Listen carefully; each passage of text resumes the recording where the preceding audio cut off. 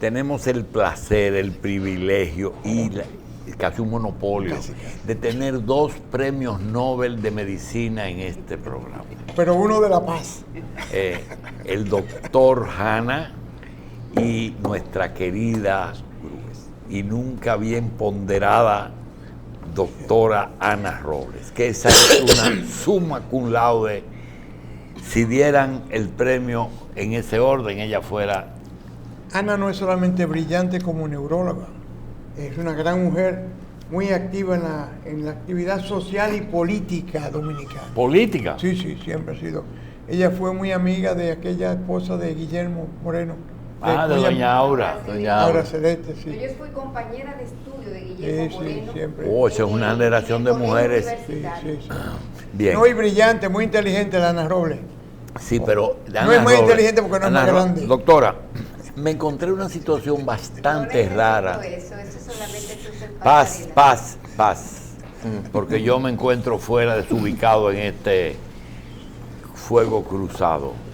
Quisiera comenzar el programa agradeciendo a la doctora Robles que haya querido compartir con otro genio de la medicina lo siguiente. En el día de ayer, de esas eventualidades, encontré 2 amigos en la calle y tenían 2 cicatrices que sugerían... 2 hoyitos. Uno tenía 3 y otro 2, trepanaciones. Y le pregunté, ¿qué te pasó? Dice, bueno, yo estaba caminando, por cierto, frente a Sedima, y perdí el conocimiento y me desperté después con una trepanación. ¿Y tuviste algún...? Así, no. ¿Y qué te dijeron? Que yo tuve un meningioma. Bien, me hizo la historia, interesantísima, un día lo vamos a traer para que la haga. Camino 1 hora más, voy al supermercado nacional y me encuentro con otra persona con 3 agujeritos. ¿Qué te pasó? Un meningioma. Digo, caramba, en 2 horas, 2 meningiomas trepanados los 2. Yo creo Doctora, que Ana va a estar de acuerdo conmigo en que esa no es la historia clásica del meningioma. No, ese. Eso es más clásico de un aneurisma que se rompió. eso le dije yo. ¿Tú estás seguro que no es un aneurisma? Me dijo, no, había la sonografía, parecía una bola de qué sé yo cuánto. Doctora, ¿qué es un meningioma? Meningioma es un tumor benigno de las meninges y es, como te dije, benigno, pero hay meningiomas que tienen cierta tipología y tienen tendencia al cambio y a la malignidad. Benigno patológicamente, pero puede ser localizado en una parte del cerebro que no sea accesible y crear gravísimos. Hay meningiomas de la... Y puede crecer hasta una dimensión que pasa asintomático varios años. Así es, pero deja decirle una cosa. Haciendo una pequeña reflexión de la historia clínica que usted acaba de hacer. Generalmente los meningiomas, y ahora en la época del desarrollo de la neuroimagen, son hallazgos accidentales. Claro. Te voy a poner un ejemplo. Hay meningiomas que están localizados cerca de áreas elocuentes o cerca de la visión, que a veces no pueden ser abordados. Y por eso existen, ni tampoco con Gamma Knife, que es un método nuevo de radiocirugía, pero no funciona con el meningioma en determinadas localizaciones, por ejemplo, cerca de la visión. Entonces hay otro método que se llama el CyberKnife, en el que el otro, si no te digo esa idea, no va a funcionar.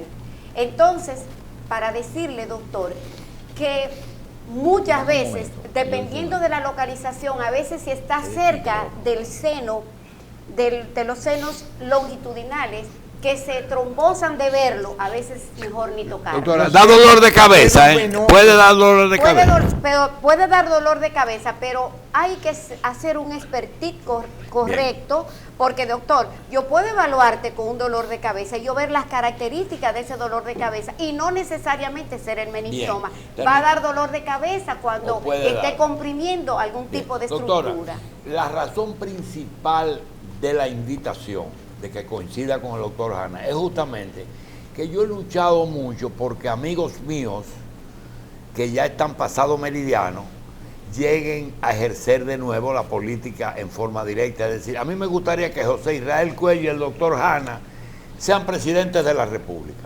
Y yo busco entonces una neuróloga para que me diga, un hombre de 80 años o de 81 años, o de uno que vaya a cumplir 80 el año que viene, ¿usted confiaría en que dirija su país a esa edad?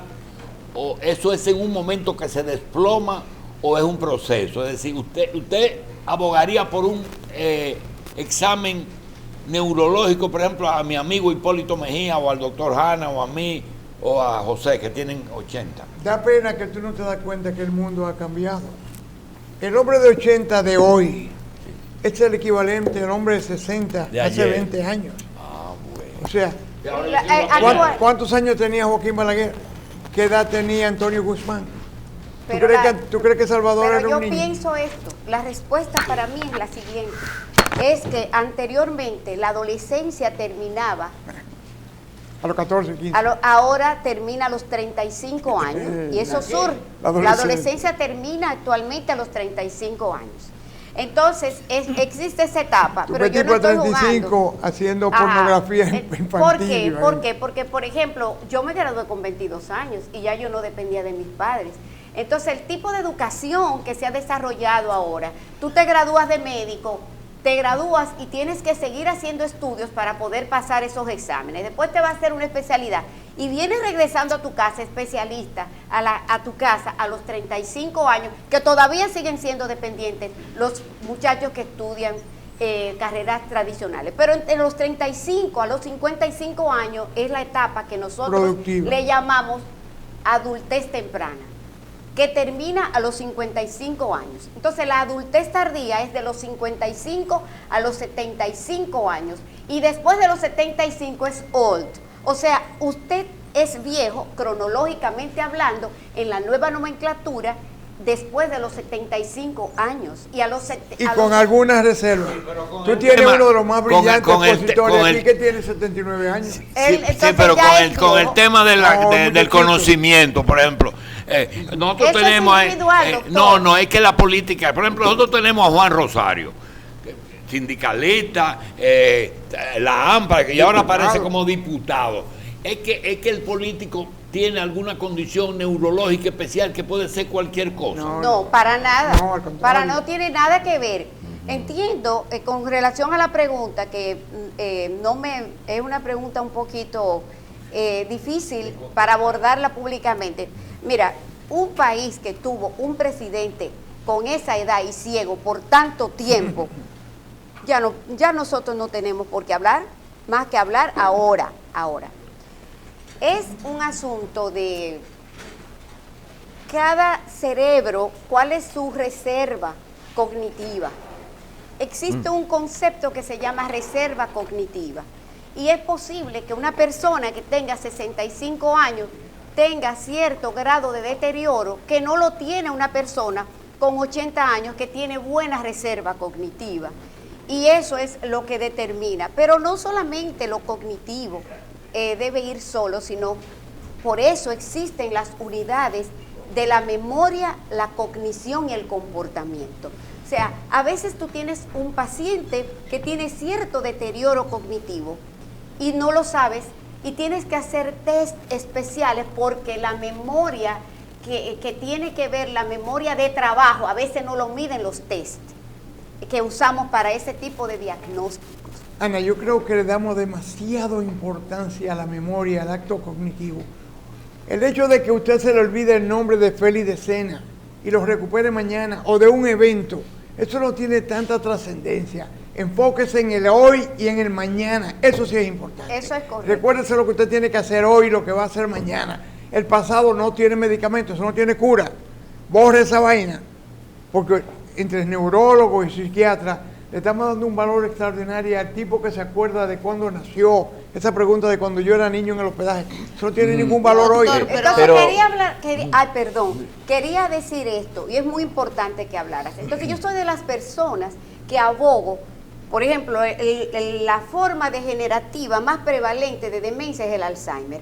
A mí me interesa tratar el Alzheimer 25 años antes, porque el Alzheimer y el trastorno de la memoria es sencillamente la manifestación de este tipo de demencia, pero la demencia en sí es la punta del iceberg, porque generalmente hay síntomas que aparecen en las etapas preclínicas, que a veces es un periodo de 25 años antes Ana, de que se demencia manifieste. como pérdida de la memoria, porque aquí se entiende a veces que la demencia es que tú estás loco. Eso es correcto, sí. Es un término peyorativo, Sí. y por eso, cuando hablamos de demencia, los neurólogos estamos hablando de verdaderas enfermedades orgánicas, pero el pueblo conoce que demencia es la persona que está enajenada, y no es así. Doctora, pero ahora tenemos un problema, y es que en las familias cada quien anda por su lado, concentrado, y un padre o una madre no lleva lo que se llama un cronograma del comportamiento conductual de los hijos,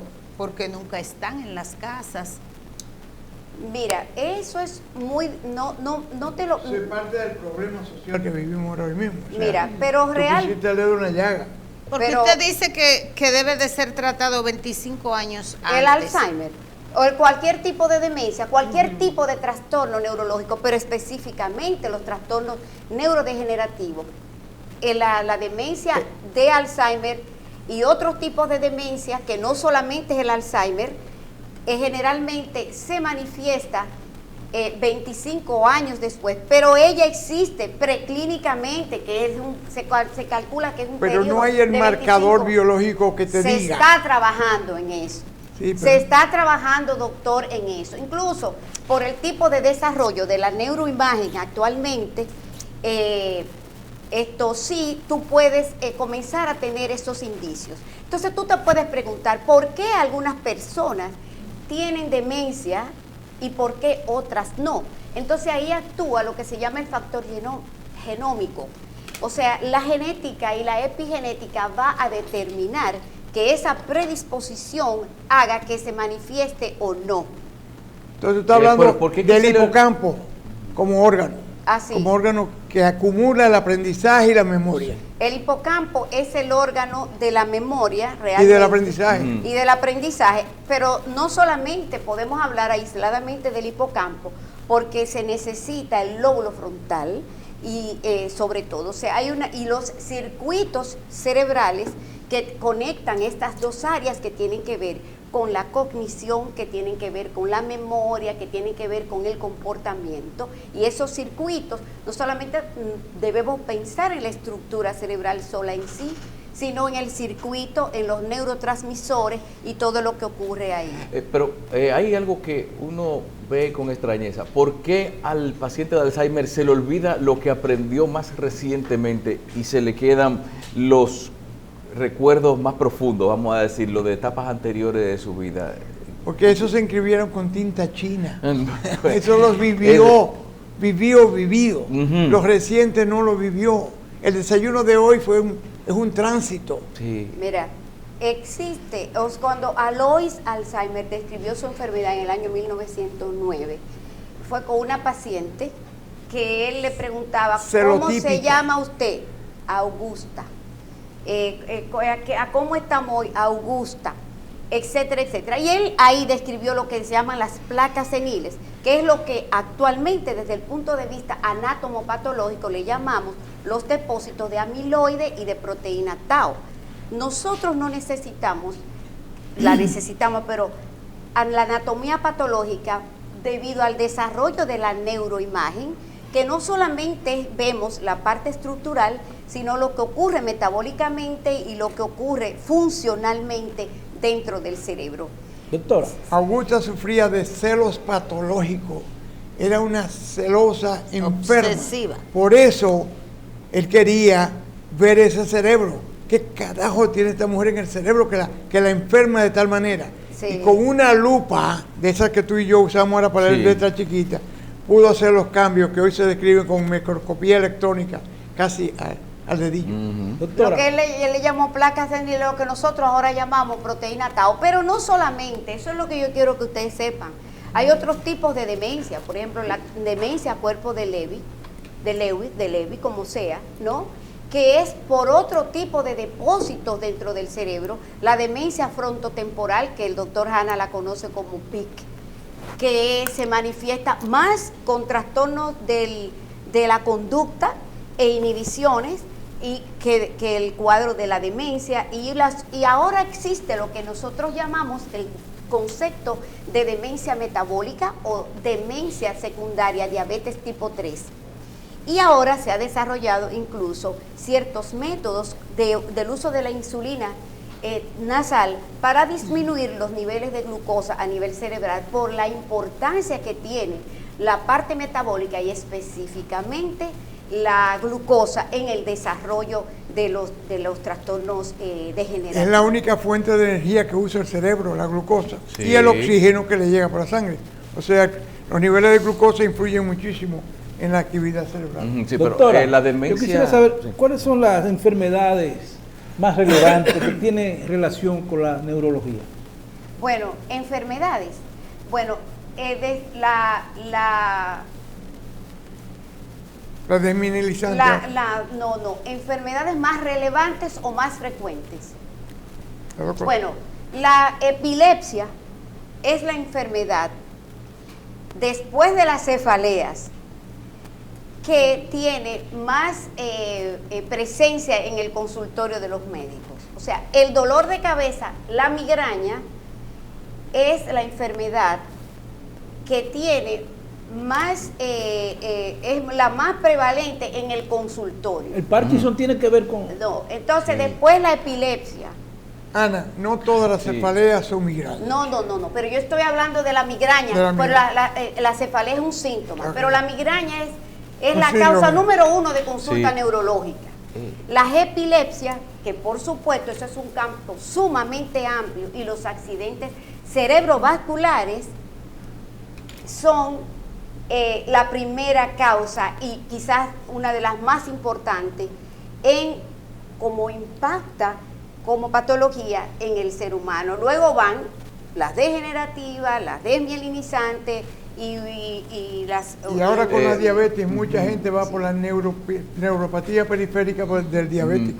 Doctora, en estos días murió un ídolo juvenil, Cameron Boyce, un actor jovencito de 22 años, 23, que muchos seguidores, incluyendo los muy jóvenes, dicen, oye, ¿cómo murió tan joven? Un muchacho que recién, antes de estrenarse su última película y todo, que murió de un ataque de epilepsia mientras dormía, según se determina. Entonces, surgen las preguntas de la gente que no sabe. Si la epilepsia puede venir, sabemos que puede venir de una lesión, pero puede venir de una condición hereditaria o es algo que al azar le puede dar a una persona que haya sido asintomática. Todas las anteriores. Ajá. Ahora, lo que... ¿Qué la produce y cómo? La epilepsia se es un trata? trastorno sumamente multifactorial Ujú. y generalmente tiene un componente genético, hereditario, pero puede ser idiopático y puede clasificarse en las ahora epilepsias primarias idiopáticas, que son las que la mayoría nosotros vemos, que son pacientes que se manifiestan con convulsiones recurrentes sin tener ningún tipo de lesión cerebral.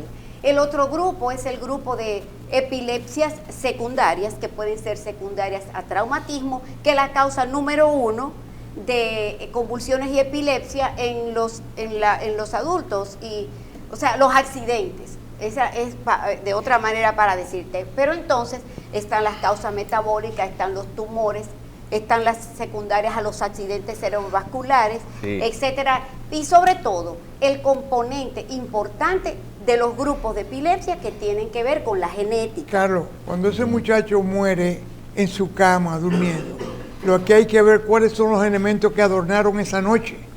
Si consumió drogas, si consumió alcohol, si tenía alguna, si dejó de tomar su medicamento. Y entonces convulsionó y a lo mejor aspiró y Sí, muere.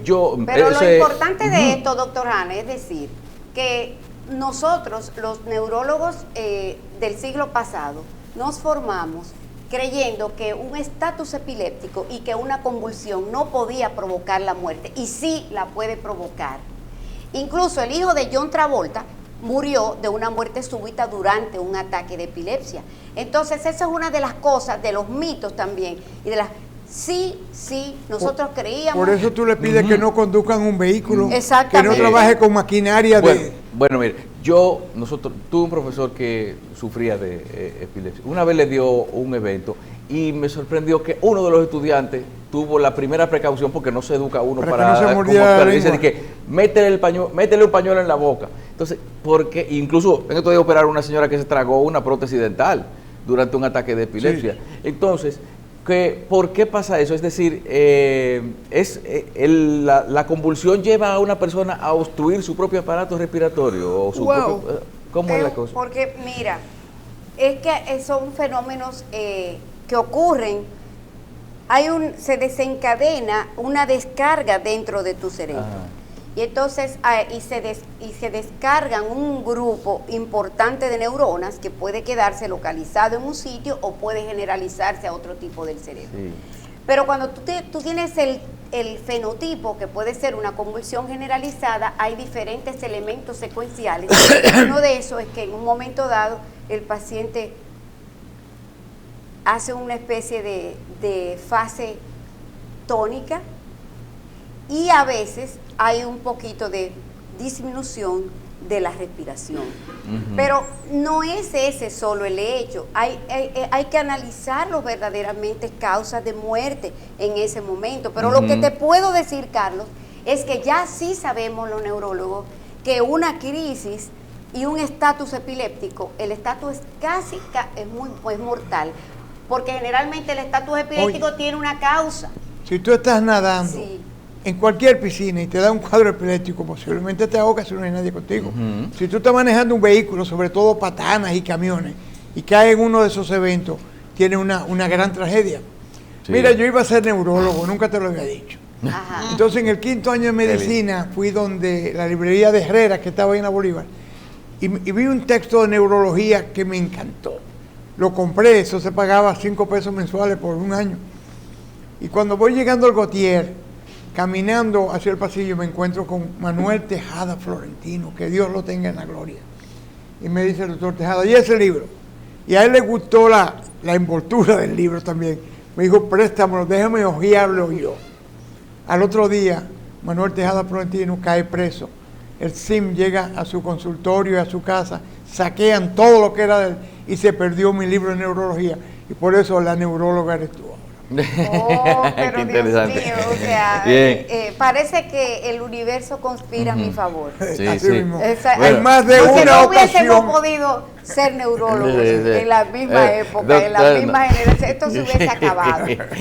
Doctora, dicen que los hombres son de Marte y las mujeres de Venus. Hay diferencia de los cerebros de los hombres y las mujeres. Eso es correcto. Oye, Ah. la Sí, pobre sí. Venus. Pero voy yo no a- quiero ser puedo- abogado del eso diablo, es una pero teoría. Venus no era ninguna prostituta. No. Y Venus, las enfermedades venéreas no son porque Venus era una bandida. No, y una mujer que no tenía ni brazos. Entonces, ¿por qué tú? ¿Y que tú crees que una mujer que no tenga raza no es sexy? Tiene otros elementos. La Venus de pero Milo deja decirte una cosa. es inconclusa. Verdaderamente hay diferencias entre el cerebro masculino y en el cerebro femenino. Y hay diferencias estructurales demostradas ya por neuroimagen, por imágenes de resonancia magnética funcional y PET scan. Hace mucho tiempo, cuando en la psiquiatría todo lo que se explicaba era basado en la teoría freudiana de que lo que ocurría en el ser humano ocurría porque había un evento de la infancia, pues no es así. Mira, con esas técnicas se ha demostrado que el cerebro de los hombres no es un 9% más grande que el de las mujeres. Pero nosotras Porque el hombre es 9% más grande que la mujer. entonces, pero mira una cosa, William, nosotras tenemos Entero. un 11% más grande que los hombres la distribución de las neuronas en áreas como es, no te rías, William, en áreas Está del inventado. hipocampo. Las y- feministas se oponen a esa vaina. No, Somos iguales. Sí, pero yo quiero desarrollar, porque a mí no somos iguales. Yo soy amiga de las feministas. Claro Déjame esto yo creo que es interesante. El cerebro de las mujeres, el hipocampo es más grande y áreas que tienen que ver con la audición. Y se acuerdan de más cosas. Exacto. Entonces, y todo lo que tiene que ver con la memoria emocional. Oímos más y recordamos eso más. Sin embargo, el hombre tiene un porcentaje 2,5 más de concentración de células en áreas que tienen que ver con el impulso sexual, en áreas que tienen que ver con la agresividad y en áreas que tienen que ver con la agresión. Qué terrible el paso de los años. Todo eso cambió. Hoy la mujer es más activa sexualmente 10 veces que el hombre. Pero no te estoy hablando doctora, que seamos activos, William, es la forma de reaccionar. Es la forma de reaccionar. O sea, yo no te estoy diciendo que es. Doctora, ok, vamos a traducirlo desde mi punto de vista. Ok, entonces, esa es la razón, ese 11% de mejor distribución de la neurona de la mujer es lo que le permite, por ejemplo, ser multitarea en muchos casos. Es decir, ¿cómo rayos es que la mujer tiene pendiente tantas cosas? Cocina, muchacho, tarea, educación, sí, pero en ese oficio. sentido no es ese 11% distribuido hace que las mujeres tenemos más facilidad de los hombres de recordar eventos puntuales, de recordar eventos emocionales. Más que los hombres. No es que ellos no recuerden. Pero por eso es que son más rencorosas. No, rencorosas no, por eso podemos recordar. Señores, lleven un mensaje más optimista y más positivo a la población. Pero sí, usted ha dicho algo muy importante. Óyeme, las mujeres nos recordamos de las cosas más bellas de un encuentro amoroso. Los hombres a veces se recuerdan que eso ocurrió, pero eso no quiere decir que ellos ni te quisieron, ni quisieron. El cerebro de ellos no está configurado para eso. Oye, tú suenas como... Y yo traigo la bibliografía, si ustedes quieran. No está, o sea, tú dices, ay, sí, yo estuve con... Tú suenas como Domingo Batista igual. Yo no acepto ese tipo de comparaciones. Escúchame, mira, la doctora ha dicho algo demasiado importante en un momento de la vida dominicana donde no hay una explicación por qué un hombre asesina tan alegremente a una mujer. Y usted acaba de decir que en el cerebro del hombre hay alojado lo que se llama una mayor agresividad. Que hay neuronas 2,5 más que las mujeres, 2,5 veces más que las mujeres, concentradas y circuitos en esas áreas que tienen que ver con la agresión, que tienen que ver con el impulso sexual. Eso no yo no he dicho aquí que las mujeres no tenemos eso desarrollado, lo tenemos desarrollado, señores. Pero yo te estoy diciendo que el cerebro de los hombres está hacia ahora. Hay hombres que por una cosa u otra no han desarrollado ese potencial que ellos están configurados. Y por el contrario, pero las mujeres sí, las mujeres nos recordamos mucho de cosas que no es que no sean importantes. Oye, lo que pasa hoy es que el hombre ya no puede con la mujer, ni física, ni psicológica, ni intelectual, ni económicamente. Pero no es un asunto de que no puede, es que hay que cambiar el paradigma. No, mire, las mujeres han potencializado sus capacidades. Vamos a ver. Después de los años 90, mira, en la Universidad de Harvard, cuando un grupo de investigadores descubrió qué era lo que ocurría en las mujeres en los cambios hormonales, ya se olvidó la teoría de Freud, ya se cayó todo eso, porque eso tiene que ver con la potencia del estrógeno, cómo actúa la testosterona, qué pasa con la oxitoxina y qué pasa con la vasopresina. O sea, incluso cuando una mujer se enamora, generalmente lo que hay una liberación masiva de oxitoxina. Igual que el varón, los hombres igual que el varón. funcionan con otro tipo de hormona que es la vasopresina. Entonces, esas son hormonas de vínculos. Las dos salen del lóbulo posterior de la hipófisis. Doctora. Pero también está la explicación también de como dicen, la mujer más detallista, dicen que a la mujer se le enamora por el cerebro, al hombre se le enamora por otra parte. Que por ahí que dice, la mujer romántico, hay que decirle palabrita bonita. Yo creo que la parte y el hombre, boom, boom, chao. Doctora. Pero yo creo que hay hombres que se enamoran con el cerebro también, porque para que otras áreas vitales funcionen, se necesita que tú conectes. Doctora, ¿usted cree que el clima puede variar el comportamiento, la agresividad de una persona, de un hombre? ¿En qué? El clima. Claro que sí. El medio ambiente, dirías tú. Por ejemplo, un clima cálido no es igual que un clima caluroso. Así es, podría, sí. ¿Y cómo se puede, a qué se debe eso? Mira, no solamente es el clima, sino es el ambiente cultural que genera el clima. Por ejemplo, una persona que es un nórdico o una persona que vive en un país frío tiene una tendencia a leer, a estar en su casa, a tomar una copa de vino, y el que vive en un clima un poquito cálido o caliente, generalmente es una persona que hace más actividades al aire libre, comparte mucho más, se abre más en los medios, y entonces eso condiciona y estimula de manera diferente el cerebro. Cuando hablamos de la memoria, que el doctor Hanna habló, mira, cuando nosotros nos olvidamos de los nombres, muchos años atrás, cuando tú estabas en una ciudad, ¿cuántos habitantes había en esa ciudad? Apenas tú conocías una persona nueva al mes. Hoy tú no conoces el vecino. Hoy no, en un solo día tú tienes 500 amigos en las redes sociales. Y es completamente diferente, y el cerebro, por así decirlo, se le llena el disco duro. Y recuerden que el premio Nobel de Medicina hace más de como 10 años fue la persona que describió el GPS cerebral. Y las neuronas entre sí también se dan like. Entonces existe una forma y una especialidad en la neurología que se llama redes cerebrales. Son imágenes en espejo. Exacto, redes cerebrales. O sea, el Facebook de las neuronas, hay neuronas en ti mismo que te dicen no y que dicen no, y tú ves una persona y tú le das like o no le das like, y eso tiene que ver con la empatía. Y la empatía tiene que ver con la dopamina, tiene que ver con la oxitocina, tiene que ver con todo lo que pasa desde el punto de vista hormonal. Bien. Doctora. O sea, el cerebro ha dejado de ser una masa inerte que manda comando a ser una farmacia produciendo sustancias que afectan la vida del hombre en todas las direcciones. Y me parece que es el ministro de Economía más grande que existe. Qué lástima que no sea ministro de Salud. Mire, doctora,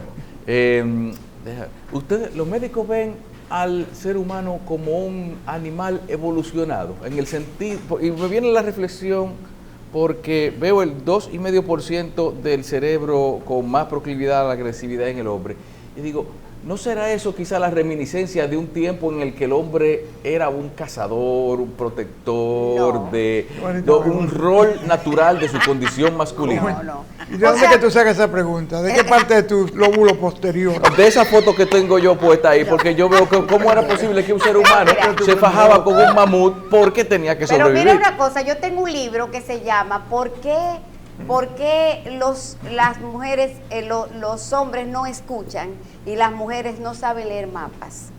Y es muy interesante.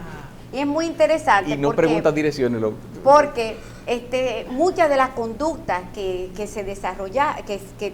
desarrollamos dependen de cómo se vivía en la época primitiva.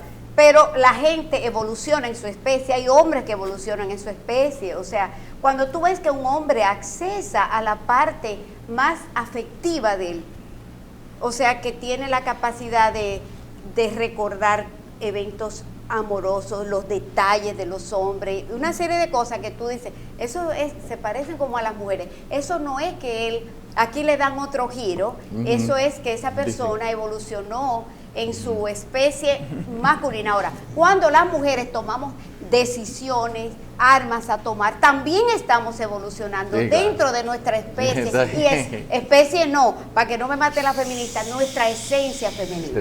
Porque la esencia femenina es tú quedarte de brazos cruzados. Robles, se te olvida que el efecto reproductivo hombre-mujer nos acompañó toda la vida. No se me olvida. Vinimos juntos y vivimos juntos y casamos juntos. Y todo lo que yo te estoy diciendo se desarrolla precisamente por la conservación de la Tienes que venir más a menudo. Tienes que venir más a menudo, pero hay que hacer un programa puntual. Hablar de cerebro de una sola cosa, porque de repente te me sueltas. Yo. Sí, te me suelto. Pero eso son ustedes que me dirigen, o sea. Eso es Carlos que comienza a hacerte preguntas. Pero claro, me dispersan. ¿Ustedes no creen que eso son ellos? Pero yo estoy aquí para... Gracias, es Gracias un honor. a la un placer doctora tenerte Robles, aquí. Demuestra neuróloga. que todavía tú eres una mujer inteligentísima. Sí. Todavía. Mira, Ana Robles, muchas Dios gracias por estar aquí mío. con nosotros. Gracias.